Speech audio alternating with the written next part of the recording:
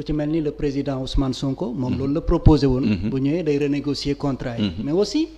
am na ay experts yi nga xam ne nii nee nañ lu jafe la parce que dafa laaj ay arbitrage yi nga xam ne nii dafa cher trop te aussi est-ce que amul ay pàcc yu ñu mën a négocier yu ñu mën a renégocier ak yoo xam ne nii mënuñu ko laal par exemple boo xoolee œuvre Fary Ndao bi j'espère bien que lire nga ko. non bon. demeurent négociables les frais d'appui à la formation et à la promotion les redevances superficielles les bonus de signature négociés au cas par cas ou encore les travaux de responsabilité sociétale des entreprises Fary Ndao géologue. nan la yooyu mën nañ ko négocier yooyu lañ mën a négocier demeure négociable. demeure négociable. léegi ma indi la ci clause de stabilité parce que làkkal nga ma tuuti français parce que ci laa ko mën a génne. dañu ni contrat yëpp dafa am benn disposition bu ñuy wax article 32. contrat de recherche et partage de production dafa ne il ne pourra être fait application au contractant d'aucune mesure ayant pour effet d'aggraver directement ou par voie de conséquence les charges et obligations découlant du code pétrolier bu dee pétrole la ou du code minier bu dee mine la tel et du code général des impôts tels que ces régimes sont définis dans les lois et règlements en vigueur à la date de signature du contrat ñu tëjee ko sauf en cas d'accord entre les deux parties maanaam kenn mënul teg contractant bi ki am licence bi lenn loo xam ni day wàññi li ko code pétrolier bi may wala code minier bi may wala lenn luy yokk li ko suñu code général des impôts teggil bu fekkee ni code minier bi ak code général des impôts bi ca moment ba ñuy signer contrat bi looloo ca ne lu dul ñaari parties yi déggoo ci kon foofu laa sukkandiku ñaari parties bu ñu déggoo ci négociation tout est renégociable lu figé amul parce que clause de stabilité bi loolu fin boobu mooy brèche bi sauf en cas d'accord entre les deux parties mooy brèche bi kooku muy benn ñaareel bi am na contrat yoo xam ne dafa contrevenir à la loi code pétrolier xam lan la wax bu fekkee ni contrat dafa jalgati code pétrolier bi contrat bi dañ koy annuler kooku muy benn duñ fa yem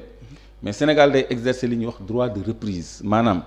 bu fekkoon ni société boobu nga xam ne bi ñu koy jox dafa jalgati code pétrolier dafa installé woon ay plateforme wala mu def ay travaux de forage ak yooyu wala mu def ay installation loolu yëpp day na nekk moomeelu Sénégal loolu mooy droit de reprise loolu mu ngi ci suñu code pétrolier kon bëgg naa aussi ñu parfois ñuy vulgariser texte yi parce que ñun mën nañu am suñu opinion ni lii ak lii c'est renégociable parce que xëy na loolu la ñu gëm loolu la ñu xalaat mais texte yi dafa bind lu leer tam loolu moo gën a wér loolu mooy lu mënul dañ loo xam ne mën nañ ci sukkandiku su lu woon loolu kon kenn du fi renégocier benn contrat kooku muy benn léegi bu fekkee ni contrat Sénégal daf ko annuler ci lu jaarul yoon xam nga Sénégal dëkk la Sénégal kenn mënu ko tëj kaso lu ñu koy def condamnation pécuniaire xaalis lañ koy daan mais xaalis boobu ñu koy daan beneen entreprise bi nga xam ne mu ngi jonkan di xaar contrat boobu moo koy fay du Sénégal moo koy fay te xaalis ci ressource minière boo xam ne da nga koy exploiter pendant 200 ans nga génne ci ay milliards du dara xoolal Kumba Resources 5 milliards de dollars lañ ko daanoon muy 2500 milliards entreprise ndegam entreprise moo mën a wàccoog loolu asma ak état du Sénégal Ablaye Wade bi mu rompre contrat ak Kumba Resources ay 100 et quelques milliards la ñu daan pénalité 100 et quelques milliards la ñu daan pénalité donc loolu luy am tout le temps la il n'est pas établi wérul ni contrat kenn mënu koo renégocier contrat mën nañ ko annuler bu jalgatee yoon mën nañ ko renégocier bu jaaree yoon mën nañu def forcing sax annuler contrat bi dëkk yu bari dañuy ñëw nationaliser ay mines ak ay ressources pétrolières dañ leen yóbbu yéeg wàcc Evo Morales par exemple parce que tey jii ñun bu ñu amoon ay puissance yu nekk suñu gannaaw te Sénégal dafa soxla ay grande puissance France du grande puissance France c'est un pays colonisateur grande puissance mooy États-Unis Chine Russie et cetera ku mel ni Russie par exemple bu nekkoon suñu gannaaw wala Chine nga kase benn contrat wala même Qatar mais ñoom pare nañu pour def ci xaalis pour ndàmpaay yi ñu la pénalité yi ñu la teg yow mais ñoom ñu fay ko pour jël la ressource parce que dafa am benn enjeu géostratégique et géopolitique bu nga xam ne pétrole ak gaz fi mu nekk nii dafa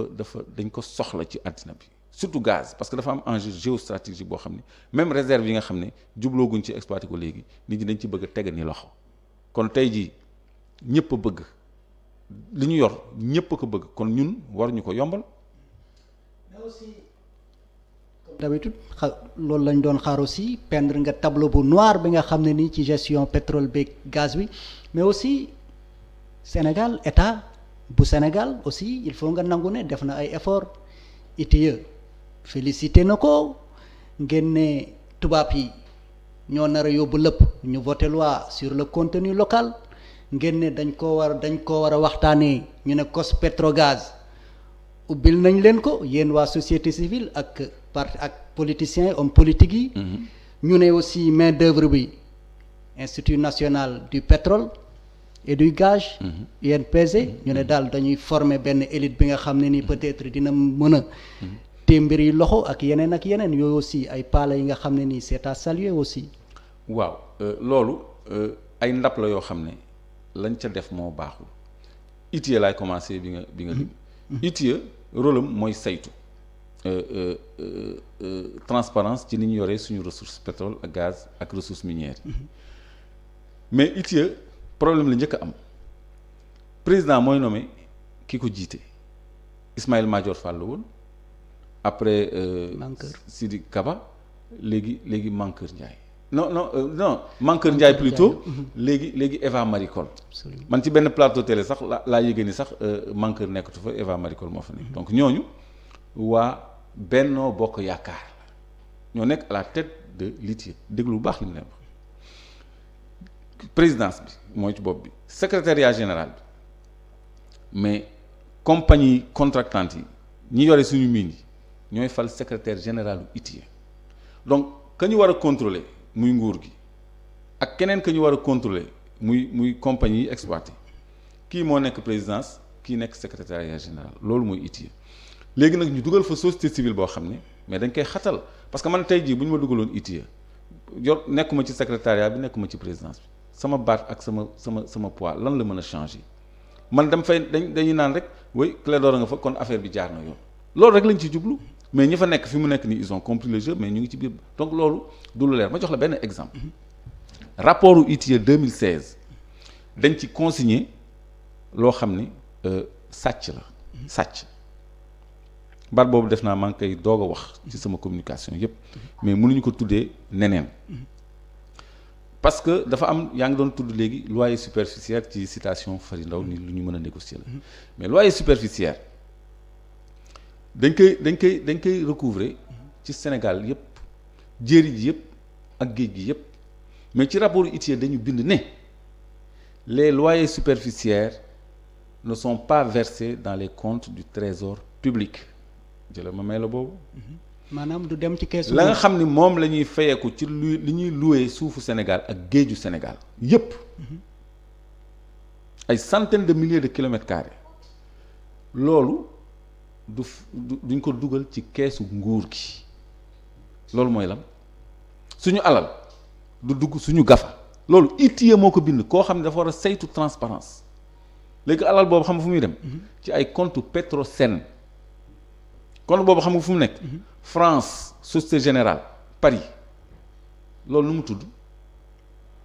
nga luwee suufu Diourbel yëpp suufu Casamance yëpp géeju Kayar gi yëpp Sénégal yëpp nga yóbbu ko benn compte bu nekk France biir Petrosen benn société Petrosen aussi bànqaas la ci état wi déedéet dafa am lu ñuy wax règle et principe budgétaire dafa ne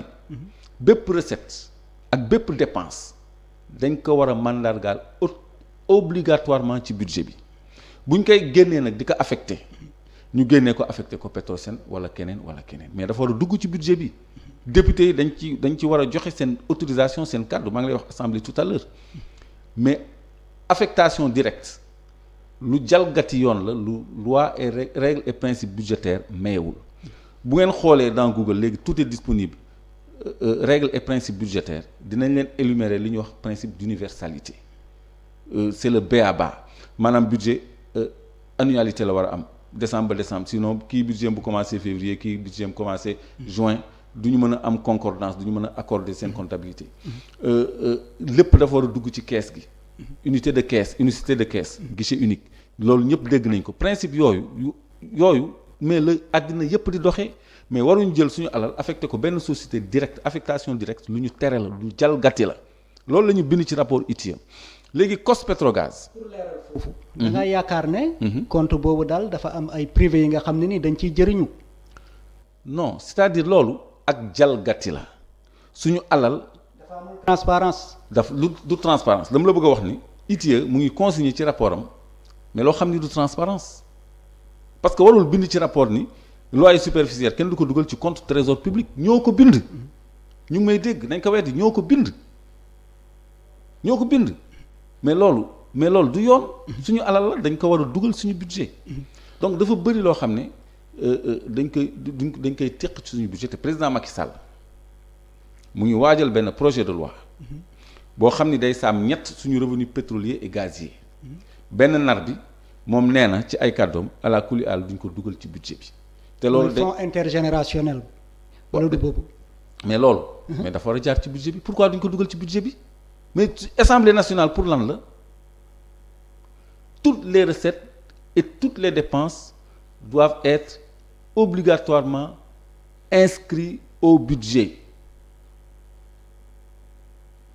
loolu la ñu bind dafa leer. pour maanaam mooy fonds bi nga xam ne ni dañ koo dencal génération yi ñëw. ak luñ ko mën a tuddee. moom dafa ni tiers bi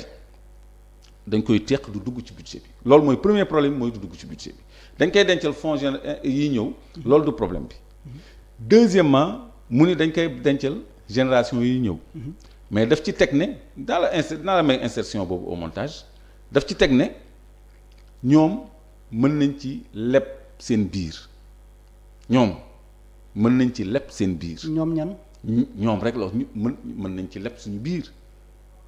ni premier ministre mën na ci leb état bi mën na ci leb ak ñeneen sax mën nañ ci leb. comme man wala ak ñeneen sax mën nañ ci leb président Macky Sall moo wax loolu dama lay may vidéo boobu. nga dugal ko ci comme man wala yow mën nañ ci leb. seeni nit jamonoy Moustapha Niass. jamonoy Senghor dafa amoon lu ñu tuddee woon compte K2 benn compte boo xam ni dañu ni woon pour jàppale les entrepreneurs et tout ñañ fa jox xaalis ñëpp kenn fayu ci mooy comme système mu DER bi nga xam ne dañu lay jox doo fay. état bi jël garantie bi après ñu créé société nationale de recouvrement d'ailleurs foofu sax la BDK nekk léegi Banque de Dakar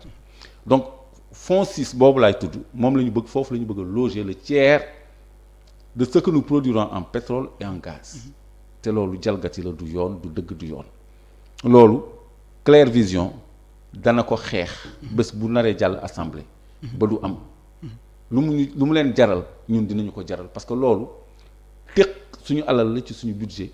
dugal ko ci benn fonds boo xam ne yow yaa ko contrôler yaa fa teg sa ay nit ak ñoom amulu xoot après nga jële ko fa teg fa keneen koo xam ni da nga koy contrôler c'est ta famille politique loolu moo war a jeex Sénégal dañu war a am ñoo xam ne dañu ñëw pour Sénégal ñëw ñu pour ay clan ay copinage ay famille alal ji dafa bëri ñoom am nañu ay caisse noire ay fonds politique ay milliards lillaahi wa rasuulihi li nga xam ne ñun ñoo ko bokk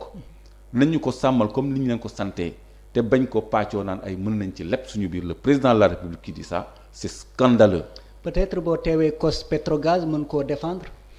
thèse boobu parce que ubbil nañ ko société civile bi ak. politique bi ubbi bi ñu ko ubbil société civile bi ak yenn parti politique yi.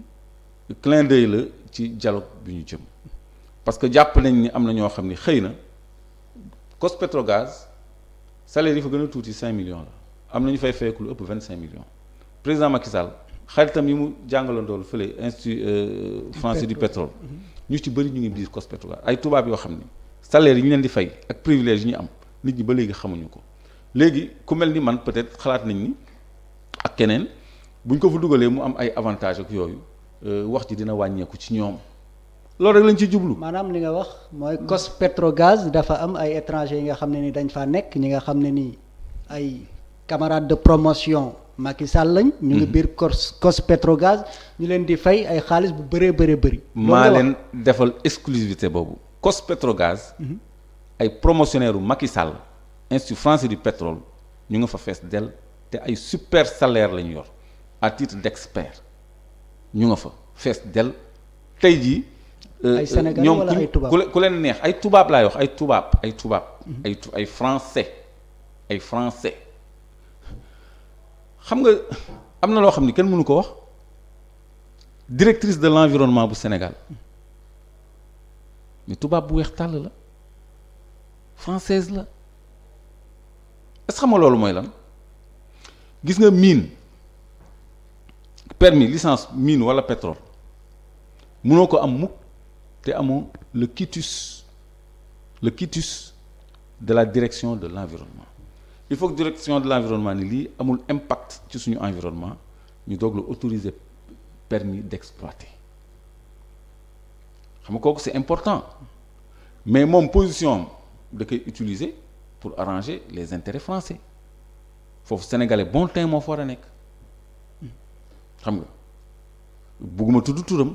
acca mais santu sénégalais la am parce que jëkkëram sénégalais la xam nga dama am liggéey bu ma ci waaj moo tax man xaw ma lu lan moo ma dal ba leen jox ay exclusivité nii rek mais fii bëri na fi loo xam ne dañ ko war a lijjanti tubaab yi dañu war a génnee seen loxo ci ñuy gérer suñu réew ba mu set wecc parce que ay doomu sénégalais yu compétents yu ko mën a liggéey ñu ngi fi te loolu du souveraineté du indépendance